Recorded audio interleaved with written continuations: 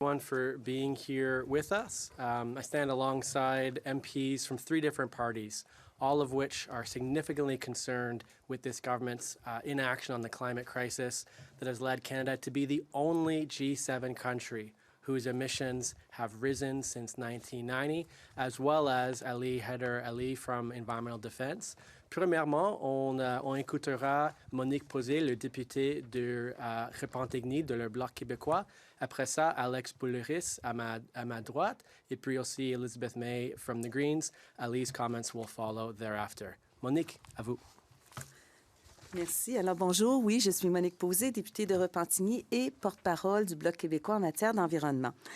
Ce pourquoi on est ici aujourd'hui, dans le fond, c'est pour souligner l'échec climatique du Canada, échec qui est répété année après année et qui est confirmé par le commissaire à l'environnement et qui nous explique pourquoi. Alors d'abord, se rappeler que le Canada, ce qu'il dit, c'est qu'il a réduit ses émissions de gaz à effet de serre de 7,1 % depuis 2005. Et la cible de 2030, c'est 40 à 45 % de réduction. Alors, il lui reste 6 ans pour faire la grande majorité des réductions. On s'entend que ce sera impossible. Alors, c'est un échec répété. Il y a 1 an, le commissaire avait dit à peu près la même chose. Alors, donc, il n'y a pas de nouveau. Si on regarde l'annonce de l'an passé, c'est un échec annoncé. L'an passé et cette année, c'est un échec annoncé encore. Donc, pendant 1 an, le Bloc québécois a fait des appels à l'action. Les groupes environnementaux aussi ont fait des appels à l'action, mais il n'y a pas eu d'action pendant 1 an. Il n'y a que des paroles. Donc, ils sont en retard sur leurs objectifs. Ils manquent d'ambition pour leurs objectifs. Alors, une série d'annonces qui est faite en étant très optimiste, mais non, une série d'annonces, ce ne sont pas des politiques. Alors, il n'y a pas vraiment un blocage, c'est un manque de courage politique de la part du gouvernement. Cet après-midi, au comité, nous allons recevoir le commissaire à l'environnement. Nous pourrons le questionner plus en détail sur son rapport, particulièrement, bien sûr, le rapport numéro 7 qui parle de la carboneutralité. Alors, s'il est sérieux, quelques suggestions pour le gouvernement. Alors, s'il est sérieux face à la crise climatique, le gouvernement doit exiger que les pétrolières et gazières réduisent leurs émissions de gaz à effet de serre avant 2030, alors que présentement, ils ne demandent aucune réduction avant 2030. Le gouvernement doit demander plus d'efforts de la part des pétrolières et gazières dont il se fait complice, alors qu'il exige moins de réduction de gaz à effet de serre de la part de l'industrie, comparativement à ce que doivent faire d'autres secteurs et les provinces et le Québec. Il doit cesser de donner des dizaines de milliards de dollars à l'industrie et abolir les généreuses subventions qu'il a mises en place pour la capture et la séquestration de carbone. Pas d'argent public. Alors, on arrête ça tout de suite. Et en plus de réglementer plus sévèrement les activités des entreprises pétrolières et gazières, le gouvernement devrait aussi réglementer les banques pour qu'elles cessent de financer les énergies fossiles. Il faut mettre en action la finance axée sur le climat. Nous venons de terminer une étude en ce sens-là au comité et il nous reste maintenant à recevoir le rapport. Alors, à l'heure actuelle, ce qu'on peut dire, c'est que les politiques du ministre de l'Environnement ne permettent pas de s'assurer que les pétrolières et gazières canadiennes assumeront leur juste part de réduction. On dirait qu'ils sont vraiment copains-copains. Alors, le gouvernement doit mettre en œuvre ses politiques pour avoir de réelles et rapides réductions de gaz à effet de serre qui contribuent à atteindre la réduction et les objectifs prévus pour 2030. Merci. Bonjour tout le monde. Alexandre Boulerice, chef adjoint du NPD, porte-parole adjoint en matière d'environnement et de changement climatique. Ça me fait plaisir d'être ici avec mes collègues de la Chambre des communes parce qu'on veut passer un message fort. On veut tirer la sonnette d'alarme. Il est minuit moins 5, puis le gouvernement libéral, puis le ministre de l'Environnement, Stephen Guilbeault, ne fait pas sa job. Puis il ne fait pas sa job, c'est prouvé dans le dernier rapport du commissaire à l'Environnement qui nous a fait réagir. Et c'est pour ça qu'on est ici aujourd'hui, aussi avec Environmental Defense, pour passer le message, là, ça suffit. Ça suffit le niaisage, M. Guilbeault, parce que ça ne marche pas, votre plan. J'aime beaucoup les petits dessins, moi, dans la vie. Puis il y a des tableaux dans le rapport du commissaire qui sont assez clairs, merci. Ça, c'est les émissions de gaz à effet de serre du Canada depuis 1990. Puis vous voyez que la cible ici en bas, là, c'est ça qu'on doit atteindre pour atteindre notre cible en 2030. Regardez la courbe, là, c'est impossible. Ça ne marchera pas. Et c'est d'autant plus impossible que le ministre Guilbeault vient nous annoncer que le plafond d'émissions pour le secteur pétrolier puis gazier, il va devenir contraignant à partir de 2030. C'est une farce. C'est une vraie joke. OK? Puis on est le pire pays du G7. Ça, c'est l'autre graphique. Ça, ici, c'est le Canada. L'augmentation des émissions de gaz à effet de serre depuis 1990. On est le seul pays du G7 qui a augmenté ses émissions de gaz à effet de serre. Puis si on prend à partir de 2005, on est le pays qui a le pire bilan du G7. Je pense que ça parle. Puis ce qu'on dit au ministre Guilbeault, c'est arrêtez de niaiser, prenez ça au sérieux, prenez les mesures qu'il faut, arrêtez de subventionner les pétrolières, mettrez un vrai plafond sur l'émission du secteur pétrolier puis gazier, puis ça presse, parce que sinon, c'est notre avenir à tous, puis l'avenir de nos enfants puis de nos petits-enfants qui est en jeu. Sur ça, je cède la parole à Mme Elisabeth May, chef du Parti vert. Merci Alexandre et merci Monique. Nous avons le même message. Nous sommes ici en solidarité d'exiger que le gouvernement libéral enfin fait les choses nécessaires pour atteindre les cibles de Paris. Comme mes collègues ont déjà dit, que la déclaration de le commissaire de l'environnement et au développement durable était claire avec les rapports, les études, les évaluations, qu'il est essentiel pour le Canada de produire plus d'énergie propre et d'améliorer l'efficacité électrique pour réduire les émissions de gaz à effet de serre. C'est clair que ce n'est pas possible d'atteindre les cibles de réduire les gaz à effet de serre et en même temps d'acheter un oléoduc, the Trans Mountain Pipeline, that we have now as Canadians bought and paid for an expansion over the rights of Indigenous people, threatening the ecosystems of the west coast of Canada, and wasted $34 billion on this climate-killing project. It's clear that right now, as the world meets in Baku in Azerbaijan, that this may be the cop that breaks all cops. But we know that here in Canada, we have the worst record. I wear a pin of 1.5 degrees. That's the goal of Paris, to hold to 1,5 degrees Celsius d'augmentation de réchauffement de la Terre. This is not a political target. This is a target that's required by atmospheric physics, atmospheric chemistry. We must live within the carbon budget of this planet, and when we exceed it, we don't just break political promises. We run the risk of the destruction of human civilization in the lifetimes of our own children. Ce n'est pas acceptable. Ce n'est pas seulement un échec en politique. C'est un échec moral. It's a criminal action of our generation in ignoring our own children. Et maintenant à Ali. Thank you, MP. Hello, folks. Good afternoon. My name is Aly Hyder Ali, Oil and Gas Program Manager with Environmental Defense. For those who don't know, a leading Canadian environmental advocacy organization that works to advance climate policy. Folks, climate change is here. It is a daily reality shaping the lives of Canadians across the country. Unnatural weather events are becoming more intense, more frequent, destroying homes and livelihoods while straining our public services and infrastructure. Basic needs are becoming more and more expensive as well. And yet, Canada's greenhouse gas emissions continue to remain high. The reason for that is the oil and gas industry, which now accounts for nearly a third of Canada's domestic emissions. This industry continues to pump out more pollution year after year and has effectively reduced any emissions reductions that other parts of the economy have made.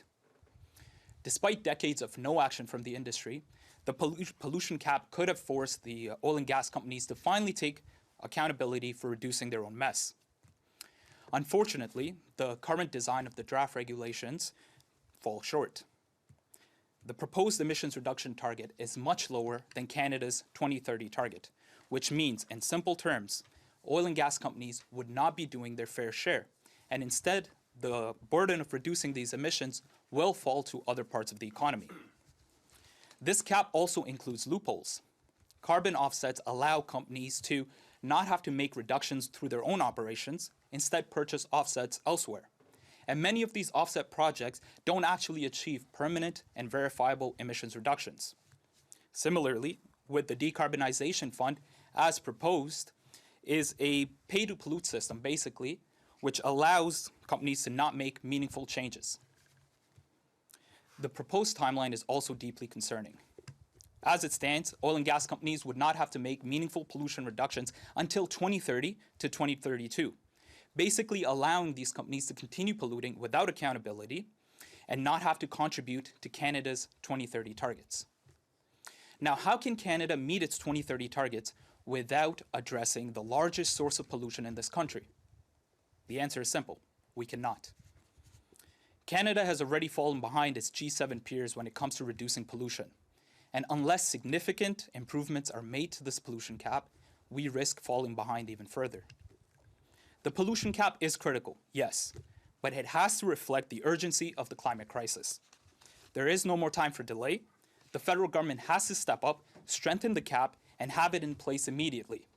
We need ambitious targets, no loopholes, and immediate action. And we need to get it right for our health, our future, and our economy. Thank you. Well, thank you, Aly, for your tremendous advocacy and that of the Environmental Defense team when it comes to oil and gas subsidies, when it comes to public transit, time and again. I really appreciate the work of Environmental Defense. For my part, Mike Morrice, MP for Kitchener Centre. I just want to say thank you to my colleagues, to Elizabeth, Monique, and Alex aussi. This place is really designed to have MPs undercutting one another, and I appreciate all three of you for coming together this morning when we have some common cause, when there's actually at times much that we agree on, specifically when it comes to protecting the future of our children, of future generations, and calling for the climate action that we need. With that, all four MPs, as well as Aly from Environmental Defense, are open to questions in both English and French. If you have a question on Zoom, please use the raise hand function. Si vous avez une question en ligne, s'il vous plaît, utilisez la fonction main levée.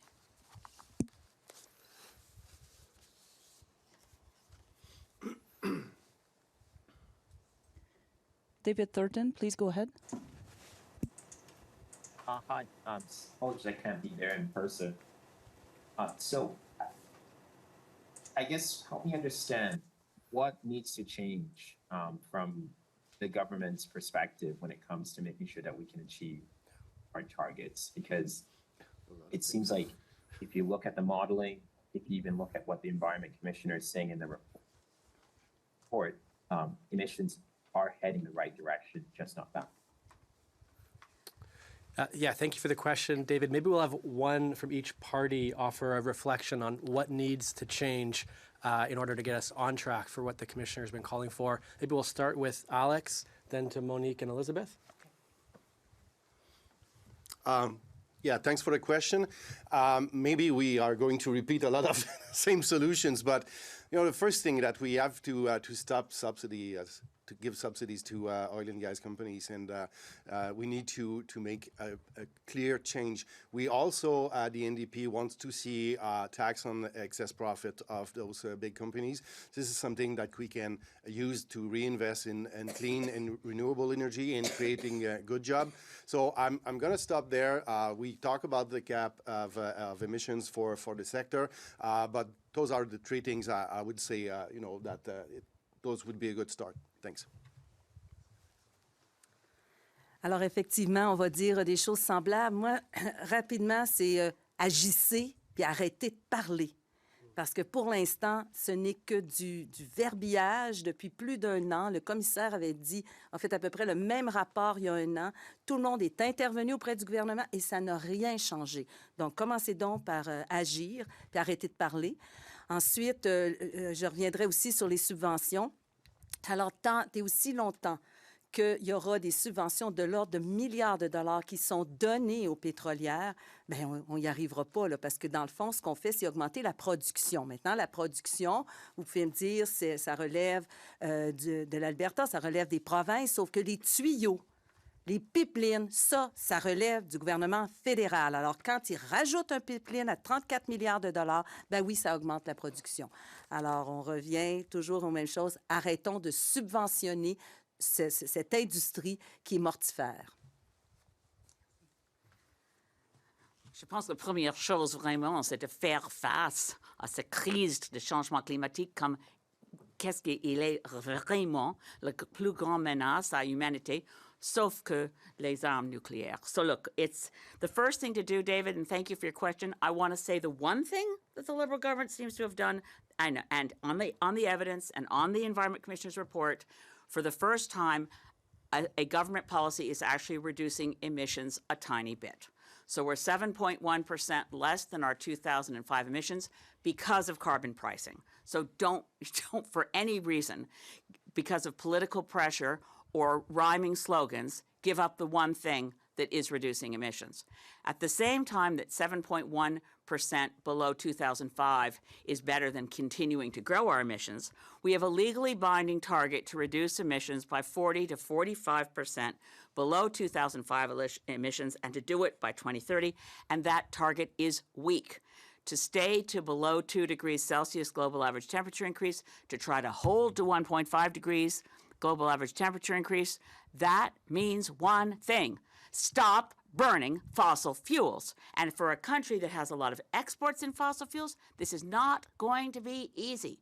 Don't want to pretend it's going to be easy. But Canada has to take our responsibility as one of the world's biggest polluters that we are going to announce when we plan to move off fossil fuels, how we plan to do it on a phased schedule that isn't negotiable.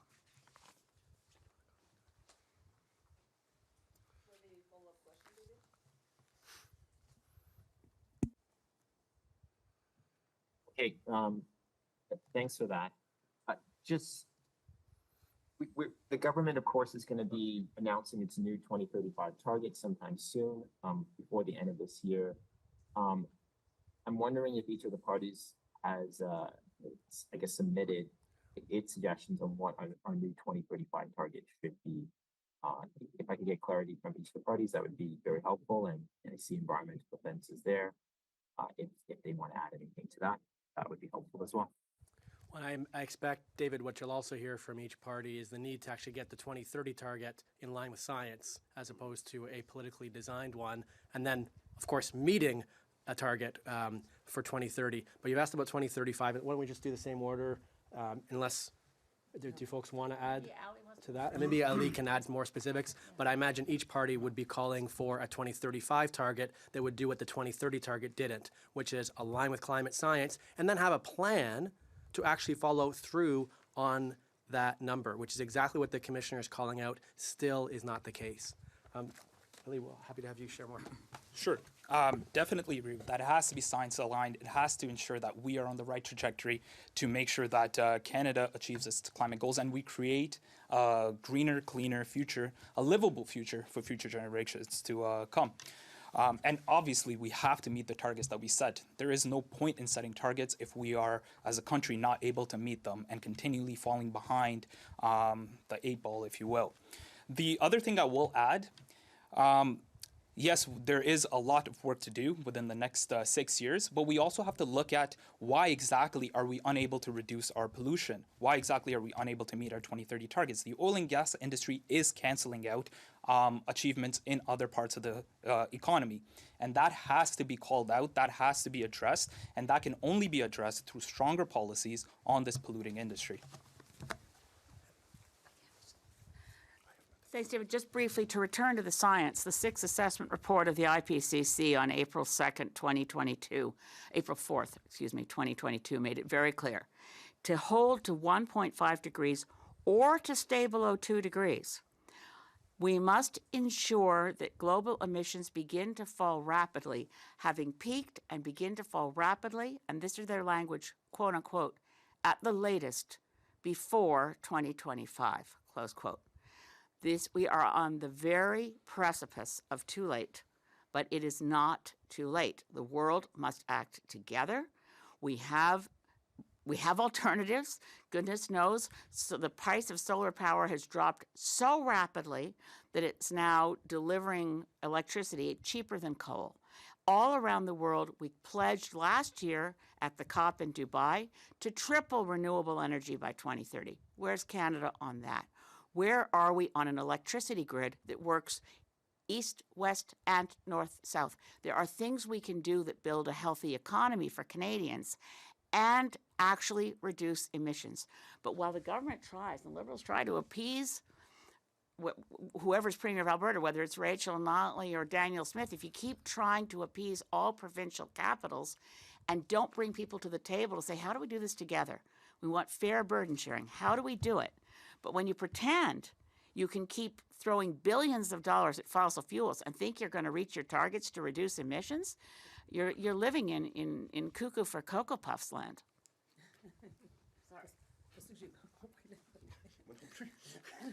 I think ça marche pour tous les députés ici. And you heard already from Alex as well, David, with respect to, you heard MPs talk about calling to end the subsidies, as well as taxing the windfall profits of the oil and gas industries, another point of alignment across all three parties here this morning. That could generate $4.2 billion on top of the $18 billion that go to subsidies every single year. Every dollar of that could go to the renewable energy economy, to public transit, to clean carbon-free energy solutions that we need. Hi, Mick Murray with the Canadian Press. I'm just curious on what the parties' positions are with regards to the proposed emissions cap regulations on oil and gas producers, just because I don't think that was reflected in the Commissioner's report, because it's obviously announced, I think, a couple days before the report came out. But other than the fact that it doesn't call on reductions by 2030, perhaps 2026, there's some ambiguity there. But other than that point, I'm just wondering where the parties stand on those draft regulations. And you've heard from Aly on this already from Environmental Defense. Why don't we go one party? We'll do Alex from NDP, Monique from Bloc, and then Elizabeth. Elizabeth, you got the green points just fine. We'll start with Alex. Okay, so super quickly, too little, too late. First answer. The second answer is that it's not serious to have a binding goal and target for 2030 when you're supposed to meet those targets in 2030. It's just not possible that it's going to be, les contraintes vont arriver au moment où on a des objectifs à atteindre en 2030. Fait que c'est pas sérieux. Il aurait dû avoir ce plafond d'émissions-là il y a 5 ans, il y a 8 ans. Là, il nous arrive en 2024, à 6 ans de l'objectif de 2030, puis nous dit on va être contraignant en 2030 pour atteindre nos objectifs de 2030. Dans quel univers c'est possible, ça? Alors, on va avoir à peu près les mêmes discours. Encore une fois, je rajouterais cependant une chose, c'est que dans le plafonnement des émissions, ce qui a été annoncé par le ministre, les pétrolières doivent, ça va être en 2026, on va calculer leur production de 2026 pour après ça leur demander de se conformer en 2030. Alors, les pétrolières et gazières ont tout l'avantage d'augmenter leur production d'ici 2026. Et j'ai le goût de vous dire que le gouvernement leur déroule pratiquement le tapis rouge pour le faire. Voilà. Je suis tout à fait d'accord avec le député Pauzé. Je veux ajouter que dans la Chambre de communes, notre ministre de l'Environnement, M. Guibault, a dit que c'est pas un problème. L'augmentation de production d'énergie fossile, c'est de 16%. So he said in the House, don't get too upset about the oil and gas caps. They're going to still with the caps in place. We can increase emissions and increase oil and gas production by 16%. If you're increasing production, you're not achieving your targets. So isn't that mostly factoring in the methane capture technology that the government's trying to push forward? Yes, but it doesn't speak to the fact that when we increase production, there's only one atmosphere. And if we don't think it matters that the bitumen that we ship to other countries gets refined and burned there, that's our atmosphere too. So we're reheating and throwing fuel on the fire of the climate crisis by increasing the production that we don't count when it's burned somewhere else. It's the same carbon accounting trick as with the TMX pipeline. So it's 84 megatons. Those 84 megatons are in other countries. Our emissions from fossil fuel exports are around 200 megatons higher than our domestic emissions. It's one atmosphere at the end of the day. And no surprise, the longer the feedback session went on the oil and gas cap, the weaker it got. The more time the oil and gas industry spent lobbying the government to get one loophole after another. Just on the policy side of things, obviously with the new administration coming in south of the border, former Minister Morneau had come out a couple of weeks ago on CTV saying that the federal government should perhaps be better aligned with the pending Trump administration with regards to not affecting kind of other policy areas. Just wondering where the parties stand as far as how Canada should align itself with the U.S. with perhaps a government that may have a different political idea on how to address the climate situation. Well, yeah, let's be clear in the question. They certainly do. They don't even agree with the Paris targets. And so I think it's important to get reflections. Do you want to do the same order again? Yeah, we'll start with Alex and then Monique and then Elizabeth. Great. Je pense que c'est une préoccupation pour tout le monde. On est très inquiet avec la prochaine administration Trump. L'administration Biden avait eu des mesures sur la transition énergétique, la création d'emplois, qui étaient vraiment intéressantes, dont on pouvait s'inspirer. Là, c'est sûr que les États-Unis vont nécessairement reculer. Mais ce n'est pas parce qu'ils reculent que nous, on n'a pas la responsabilité d'agir. Comme Québécois ou comme Canadiens, on est parmi les plus grands pollueurs au monde par habitant. Alors, c'est pas parce que les Américains vont peut-être décrocher que le reste de la planète va décrocher. Parce que ça veut dire une chose. Ça veut dire plus de catastrophes naturelles. Ça veut dire plus d'inondations. Ça veut dire plus de sécheresse. Ça veut dire plus de coûts pour tout le monde, partout dans le monde. Ça veut dire plus de migrants climatiques.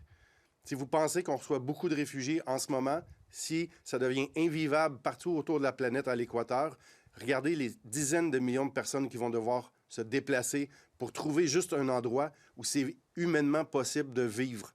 Alors, on ne peut pas se permettre de reculer parce que M. Trump est un climato-sceptique. Et je rajouterais que lors de son premier mandat, quand M. Trump est sorti de l'accord de Paris, j'étais à la COP qui a suivi et les Américains, ils étaient là. Il y avait des kiosques puis ils disaient « We're still in ». Alors, donc, il y a la population et il y a le président. Mais en gros, dans le fond, pour le Canada, là, il n'y a rien qui est remis en question dans ce pays pétrolier-là. C'est un pays pétrolier qui favorise l'augmentation de la production, qui subventionne largement. Alors, on est des fois, j'ai goûté en avance même sur ce que fait M. Trump. It's a shame Bill Morneau missed science when he was in school. We have a responsibility as elected people to ensure in governments all around the world that we preserve a livable, habitable planet for our kids and the survival of human civilization. There is no economy on a dead planet. And this isn't doom and gloom stuff. We know what the science is telling us. We still have time to avoid the very worst. Mais c'est la vérité qu'après 4 ans de M. Trump comme président des États-Unis, les États-Unis restent avec un meilleur bilan climatique que nous. So we know that the actions of state governments in the U.S., California isn't going to be retreating in action.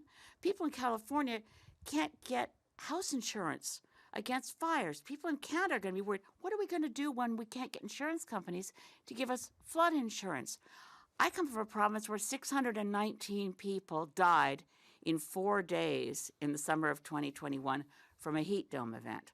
This is not something that can be pushed aside because it's difficult politically. And sure, I sympathize with people in any government around the world trying to figure out right now, how do we work with the U.S. to get climate action?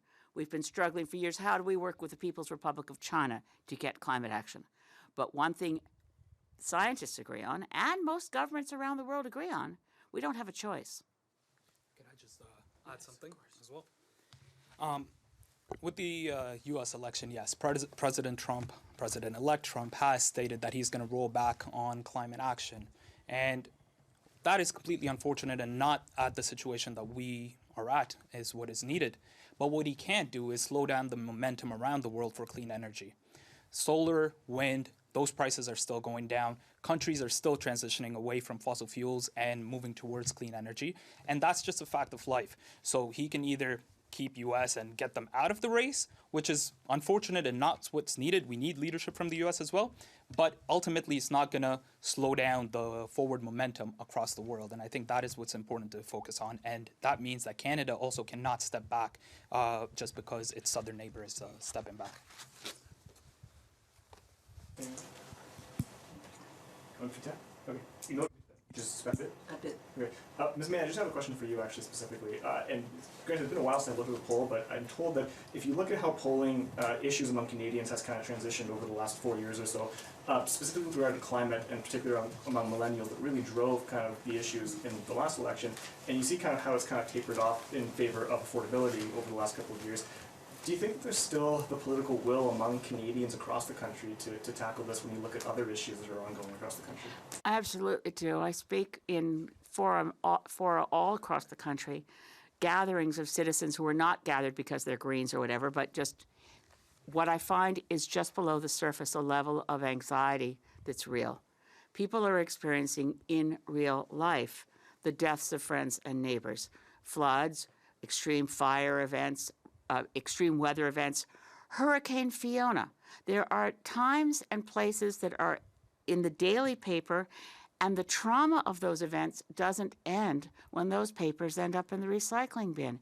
It's a daily event across the country that people are traumatized by climate events, and they know it's connected to burning fossil fuels. So I think that the polling, if you connect the dots, what drives up increased prices for food? Loss of crops in extreme weather events, the collapse of the food chain and secure food supplies to people all around the world because of the climate crisis, the extreme increase in the debt load for various governments, whether municipal or provincial, as a result of extreme weather events. This is not something that goes away. And yes, polling results pick up what people have most recently experienced, and it's true that the affordability crisis is real, and people around the world are experiencing it. But it's connected to climate. They're not separate issues. We have to deal with affordability, yes, by ensuring that we have income redistribution, we stop subsidizing the wealthiest and fossil fuel companies with their extreme excess profits. We have to make sure that the people who are experiencing affordability and the crunch with the most pain get help. We have to recognize that pain is related to the climate crisis. It's about connecting the dots. Je veux répéter la question en français si mes collègues Bloc et MPD veulent répondre aussi. La question, on peut être bref, mais je pense que c'est important parce qu'il y a 3 parties ici aujourd'hui. Alors, oui, merci. Les chiffres de poll, désolé, M. Boulerice, peut-être pour m'aider avec les sondages. Merci. Si vous regardez les sondages, l'issue de climatique, particulièrement par rapport à des millennials, ça a vraiment tombé les dernières 4 années en faveur des issues de logement, de coût de vie, puis tout ça. Pensez-vous qu'il y a encore la foi autour du pays pour combattre l'issue climatique, tandis qu'il y a tellement d'autres issues qui font face aux Canadiens? Oui, mais merci pour la question. La réponse simple, c'est que peu importe les sondages, une chose est claire. La crise climatique, c'est une crise de coût de la vie. Parce que ça va coûter plus cher à tout le monde d'avoir une planète qui est en train de se déglinguer. Alors, c'est vrai, s'il y a plus de sécheresse, s'il y a plus d'inondations, s'il y a plus de feux de forêt, tout va coûter plus cher. Les produits alimentaires vont coûter plus cher.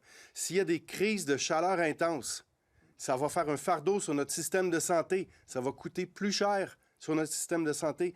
Tout ça va avoir des conséquences. Alors, la crise environnementale et puis la crise de l'abordabilité ou du coût de la vie, bien, ça va ensemble.